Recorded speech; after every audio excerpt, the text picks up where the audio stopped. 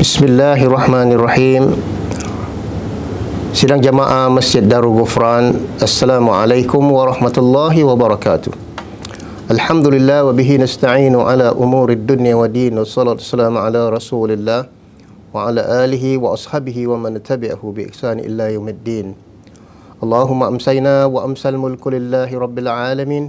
Allahumma inna nas'aluka khaira hadhihi al-laila fathaha wa nasraha wa nuraha wa barakataha wa hudah wa na'udzu bika min syarri ma fiha syarri ma ba'. Alhamdulillah, tafsir bertema kali ini bahagian kedua daripada surah Al-Baqarah. Kita sambung lagi bahagian kedua ayat 3 hingga 5, yakni sifat-sifat orang-orang yang beriman. Sebagaimana yang telah kita ambil pada bahagian pertama, yakni 5 sifat orang-orang yang beriman dan bertakwa. Yang pertama, beriman kepada perkara-perkara ghaib. Yang kedua, wa yuqimus salah, mendirikan salah. Dan yang ketiga, dan berinfak ataupun menunaikan zakat. Yang keempat, beriman kepada Allah. Yang kelima, beriman kepada kitab-kitab samawiyah seperti Zabur, Taurah dan Injil. Dan yang keenam, yakin, wa bil akhirati hum yuqinun, yakin dengan adanya kehidupan akhirat. Mereka itulah ulaika ala hudam min rabbihim wa ulaika humul muflihun. Adapun sifat kedua orang yang bertakwa, wa yuqimunas salah, yakni yang mendirikan salah. Iqamatus salah maknanya mendiri, menjaga dan mempunyai kesan dalam kehidupannya. Asal makna salah adalah berdoa. Kemudian istilahnya ini digunakan dalam syarak sebagai ibadah yang memiliki gerakan takbir, rukuk, sujud, perbuatan tertentu dan dilakukan pada waktu-waktu tertentu dengan syarat-syarat yang sudah dimaklumi. Seterusnya, mendirikan salat bererti memelihara pelaksanaannya dalam waktu-waktu yang tertentu yang ditetapkan. Salat bukan sekadar zahir sahaja, tetapi mendapat ciri-ciri seorang mukmin yang sejati. Salat merupakan pendidikan dan pembentukan insan adabi dan masyarakat madani. Firman Allah Subhanahu wa taala, wa aqimis salat li dzikri, dirikanlah salat untuk mengingati aku. Yakni dengan kita dirikan salat, kita dapat terus mendekatkan diri kepada Allah dan mengingati Allah pagi, petang, siang dan malam. As-salah imaduddin, salat itu merupakan tiang agama dan agenda terpenting dalam kehidupan seorang Muslim.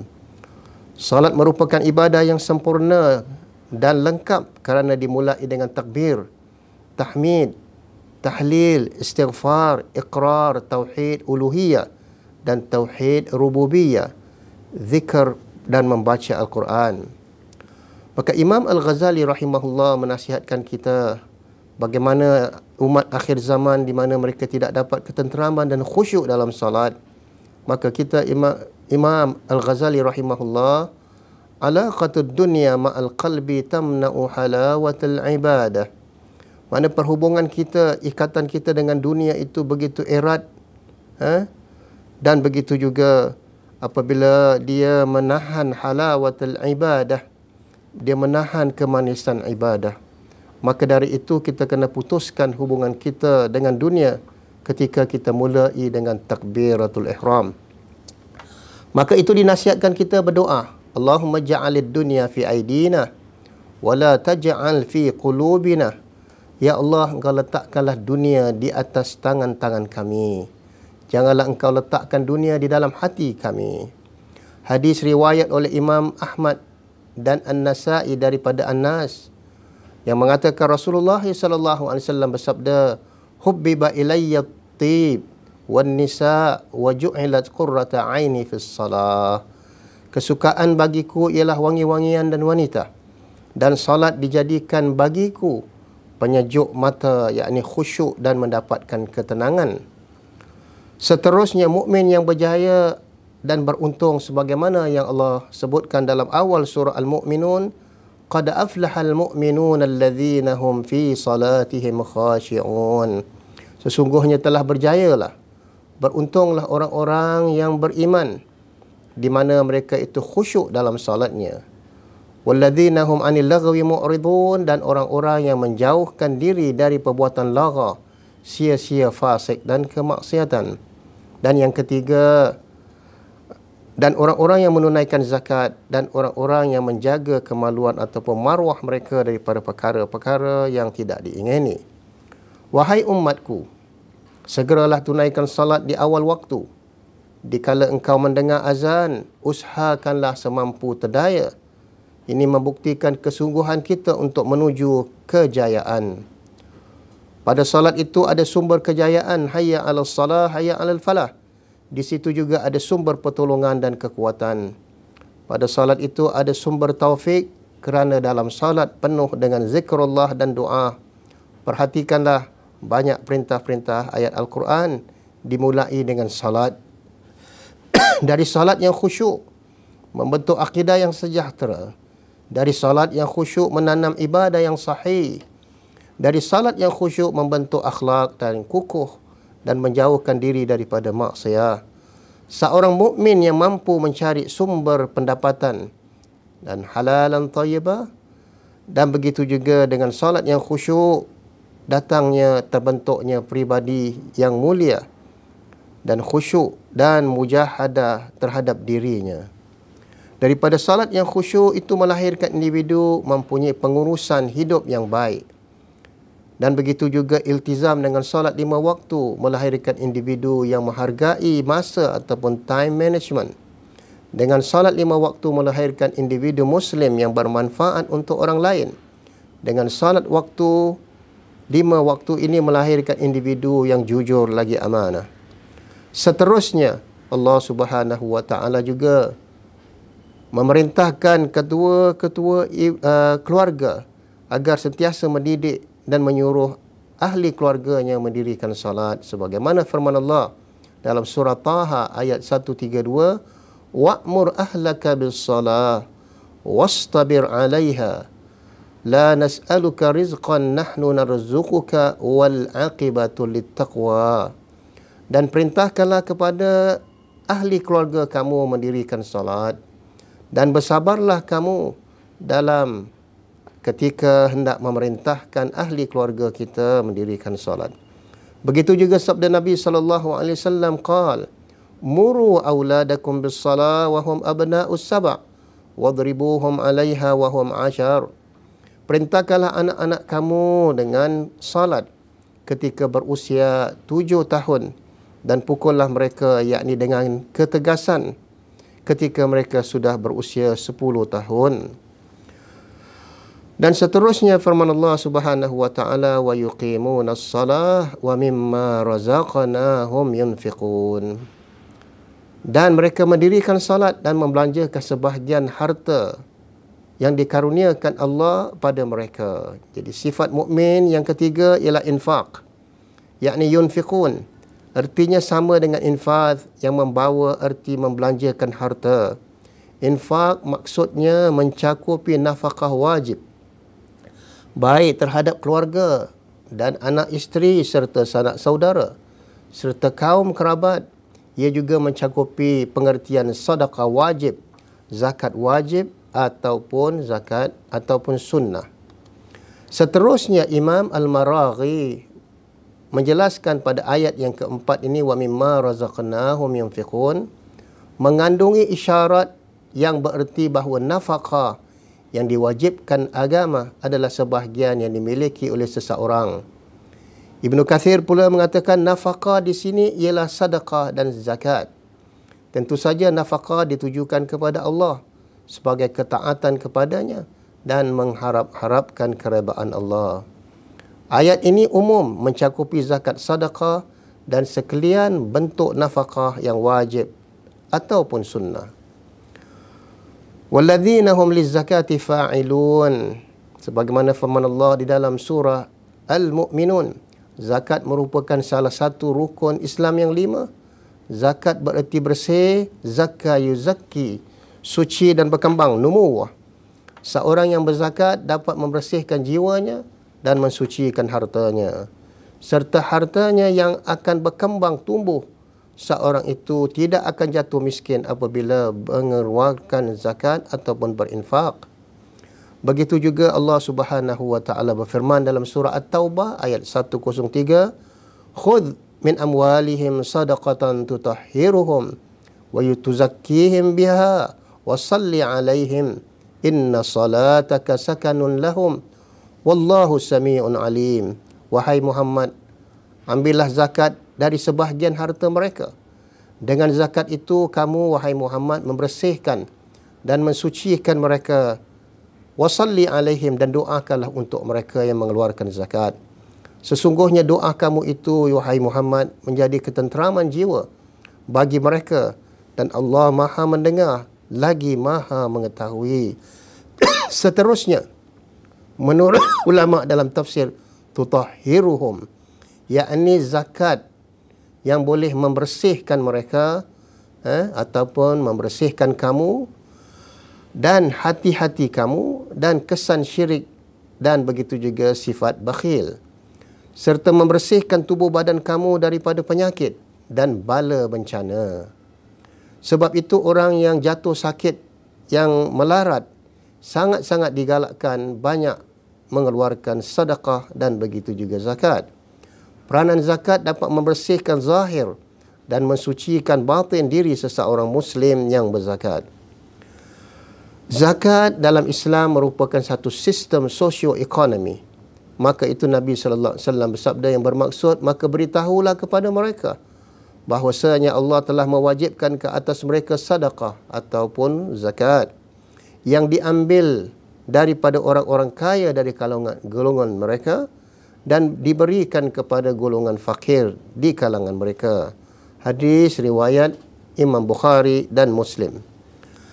Seterusnya Nabi SAW bersabda daripada hadis Abu Hurairah radhiyallahu an, qal kullu amal ibni adam yudha'af al-hasanatu bi'ashari amthaliha ila sab'ati di' ila ma syaa Allah yaqulu Allah illa as-saum fa innahu li wa ana ajzi'u bihi. Setiap amalan baik anak Adam akan dilipat ganda, dan setiap amalan baik akan diganda 10 kali. Kemudian 10 kali kebaikan itu akan diganda kepada 700 kali, yakni seolah-olah 10 kali 70. Dan senantiasa akan dilipat gandakan sejauh mana yang dikehendaki oleh Allah Subhanahu wa taala. Hadis riwayat Imam Ahmad. Seterusnya Allah Subhanahu wa taala menjelaskan tentang sifat orang-orang yang beriman. Yang kelima, walladzina yu'minuna bima unzila ilaika wa ma unzila min qablik wa bil akhirati hum yuqinun. Adapun sifat yang kelima, mereka yang beriman kepada Alkitab. Alkitab di sini maknanya Al-Quran yang diturunkan kepadamu dan kitab-kitab yang diturunkan sebelum kamu. Dan orang-orang yang beriman dengan apa yang diturunkan kepada kamu, wahai Muhammad, ayat ini menunjukkan kebenaran dan kehebatan Al-Quran kerana bukan bangsa yang tidak ada ilmu agama ataupun tidak bertamadun dan tidak ada kitab yang terima Islam. Mereka adalah satu generasi yang bertamadun kerana mereka adalah masyarakat madani. Begitu juga seterusnya, bagaimana hubungan hati seorang Muslim dengan Al-Quran. Dalam surah Al-Anfal ayat 2, 3 dan 4, Allah Subhanahu wa taala berfirman, innamal mu'minuna alladhina idza dzukirallahu wajilat qulubuhum wa idza tuliyat 'alaihim ayatuhu zadatuhum imana. Hanya sanya orang-orang yang beriman itu apabila disebut nama Allah, gemetar gerun hati mereka, dan apabila dibacakan kepada mereka ayat-ayat Allah, bertambahlah iman mereka.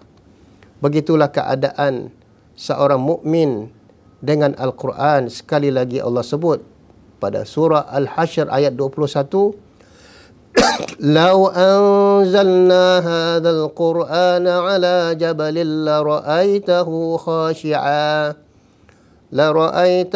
khashi'an mutasaddian min khasyatillah Jika sekiranya kami turunkan Al-Quran itu kepada sebuah gunung, pasti kamu akan melihatnya tunduk gerun, terpecah belah disebabkan khasyatillah, yakni takut kepada Allah. Maka bagaimana hati manusia yang begitu lembut pasti akan tersentuh dengan ayat-ayat Al-Quran. Wa ma unzila min qablik, mereka beriman dengan kitab-kitab yang telah diturunkan sebelum kamu. Ayat ini menjelaskan tentang orang-orang Yahudi dan Kristian yang beriman dengan kitab-kitab lain sebelum itu, ataupun dipanggil golongan Ahlul Kitab. Sahabat Nabi ada dua golongan, kaum Ansar dan kaum Muhajirin. Dan satu lagi golongan yang telah beriman dengan kitab Taurah dan Injil yang menjadi penduduk kota Madinah. Wabil akhirati hum yuqinun. Dan adapun sifat orang yang beriman yang keenam ialah terhadap akhirat mereka benar-benar yakin. Mereka juga beriman dengan hari akhirat. Bukanlah mereka beriman dengan hari akhirat sahaja. Walladzina yu'minuna bil ghaib, mereka yang beriman kepada ghaib. Wa yuqimus salah, dan mendirikan salat dan menginfak harta benda mereka. Tapi lebih-lebih lagi mereka yakin, wabil akhirati hum yuqinun, yakni yakin dengan adanya hari akhirat. Sebagaimana yang kita ucapkan setiap hari dalam salat, Maliki yaumiddin, yakni hari pembalasan, yang empunya hari pembalasan yang bakal kita semua akan dihisab. Sama seperti yang diterima oleh Arab, orang-orang masyarakat Arab Makkah dalam ayat yang sebelumnya. Maka sekali lagi kita mengulangi 6 sifat orang yang muttaqin dan berjaya yang Allah sebut pada awal surah Al-Baqarah. Yang pertama, walladzina yu'minuna bil ghaib, yakni mereka yang beriman kepada perkara-perkara ghaib. Yang kedua, wa yuqimus salah, yakni iltizam, committed dengan salat 5 waktu mereka. Yang ketiga, berinfak dan menunaikan zakat. Yang keempat, walladzina yu'minuna bima unzila ilaik, beriman kepada Al-Quran yang diturunkan kepada kamu, wahai Muhammad. Yang kelima, beriman kepada kitab Zabur, Taurah dan Injil. Akhir sekali, wabil akhiratuhum yuqinun, mereka yakin dengan adanya kehidupan akhirat. Akhir sekali Allah tutup segmen bahagian pertama daripada surah Al-Baqarah ini dengan ulaika ala hudam mir rabbihim wa ulaika humul muflihun, yakni golongan mukmin yang punya 6 sifat ini, mereka itulah yang tetap mendapat petunjuk dari Tuhan mereka, ala rabbihim, dan mereka itulah orang-orang yang berjaya. Muflihun, al-falah yang pengertiannya diambil dari muflihun. Ini seperti seorang falah, seorang petani yang membelah, memotong bumi, serta maksud muflih berarti orang-orang yang berhasil, yang bekerja keras dan berjaya. Begitulah keadaan, mudah-mudahan sama-sama kita dapat menyemaikan diri kita sebagai seorang mukmin yang sebenarnya dengan 6 sifat ini, dan kita senantiasa mendidik ahli keluarga kita bagaimana untuk menerapkan dan menanam 6 sifat yang terpenting ini agar kita termasuk dalam golongan yang Allah sebut, ulaika ala hudam mir rabbihim wa ulaika humul muflihun. Mereka itulah yang tetap mendapat petunjuk dari Tuhan mereka, dan mereka itulah orang-orang yang berjaya. Inilah ciri-ciri orang-orang yang berjaya di dunia dan di akhirat. Mudah-mudahan kita termasuk dalam golongan ini. Allahumma la ilaha illa antal mannan badi'us samawati wal ard ya dzal jalali wal ikram. Allahumma ja'alna minal ladzina fi salatihim khashi'un. Allahumma ja'alna minal ladzina ala salatihim daimun wal ladzina fi amwalihim haqqun ma'lum lis-sa'iri wal mahrum. Subhanakallahumma wa bihamdika asyhadu an la ilaha illa anta astaghfiruka wa atubu ilaik. wal 'asri innal insana lafi khusr illa alladhina amanu wa 'amilus solihat wa tawasaw bil haqq wa tawasaw bis sabr. Wassalamu alaikum warahmatullahi wabarakatuh.